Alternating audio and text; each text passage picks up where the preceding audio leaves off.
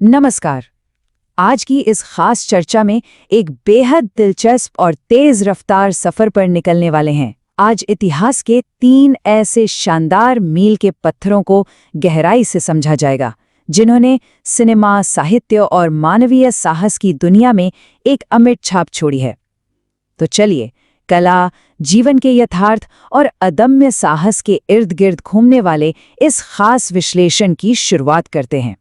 शुरुआत करते हैं अपने पहले ऐतिहासिक पड़ाव से, सिनेमा का पहला बड़ा सम्मान यानी 1929 के अकादमी पुरस्कार, जिन्हें आज पूरी दुनिया ऑस्कर के नाम से जानती है।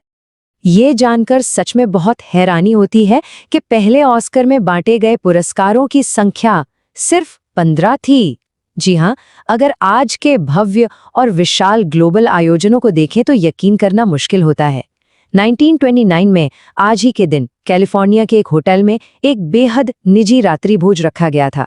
वहीं motion picture arts and sciences academy के अध्यक्ष डगलस फेयरबैंक्स ने कुल 15 पुरस्कार बांटे थे। मतलब सिनेमा के इस सबसे बड़े और प्रतिष्ठित सम्मान की शुरुआत बेहद सादगी से हुई थी।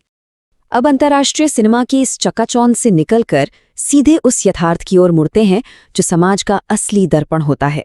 समाज का दर्पण, लेखक शानी। इनका जन्म 1933 में आज ही के दिन हुआ था। वर्तमान छत्तीसगढ़ के जगदलपुर से ताल्लुक रखने वाले गुलशेर खां शानी जी का सफर लघु कथाओं और संस्मरणों से शुरू हुआ था। उन्होंने अपनी कलम से समाज की विडंबनाओं को बहुत गहराई से उजागर किया। इनकी सबसे मशहूर और कालजयी रचना काला जल तो मुस्लिम संस्कृति और असल जिंदगी के गहरे यथार्थ का एक बहुत ही प्रामाणिक दस्तावेज मानी जाती है। इसके अलावा पत्थरों में बंद आवाज, कस्तूरी, नदी और सीपियां और बबूल की छांव जैसी रचनाएं भी अपनी भावनात्मक गहराई के लिए आज भी याद की जाती हैं। इसी यथार्थ से जुड़ा इनका एक और बहुत ही शानदार उपन्यास है सांप और सीढ़ी। इस कहानी का ताना बाना 2 बिल्कुल अलग दुनियाओं के बीच बुना गया है। एक तरफ तेजी से बदलता हुआ गांव है तो दूसरी तरफ पांव पसारता शहरीकरण और बदलते बाजार हैं। इन दोनों के बीच जो एक अजीब सा विरोधाभास है, उसे इस उपन्यास में बहुत ही सूक्ष्म ढंग से उकेरा गया है। एक लेखक अपने बदलते हुए माहौल को शब्दों में कैसे कैद करता है, ये उसका जीता जागता उदाहरण है। साहित्य की इस गहराई के बाद अब चलते हैं हमारे आखिरी और सबसे रोंगटे खड़े कर देने वाले पड़ाव की तरफ। एवरेस्ट पर अदम्य महिला साहस, जापान की जुनको ताबे की 1975 की ऐतिहासिक विजय। 6300 ये कोई मामूली ऊंचाई नहीं है।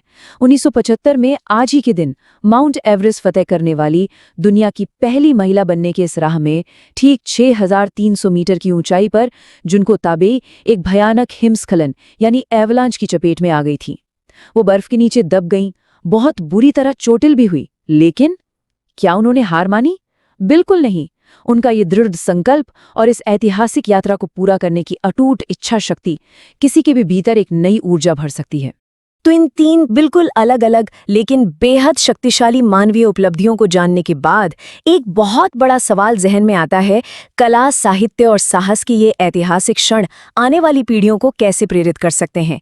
चाहे वो 15 अवार्ड से शुरू हुआ सिनेमा का सफर हो, शानी जी की कलम का सटीक यथार्थ हो, या फिर 6300 मीटर की ऊंचाई पर मौत को मात देकर एवरेस्ट पर फहराया गया परचम हो। ये सब यही साबित करते हैं कि मानवीय जुनून के आगे कुछ भी नामुमकिन नहीं है। इस शानदार ऐतिहासिक विश्लेषण का हिस्सा बनने के लिए बहुत बहुत धन्यवाद।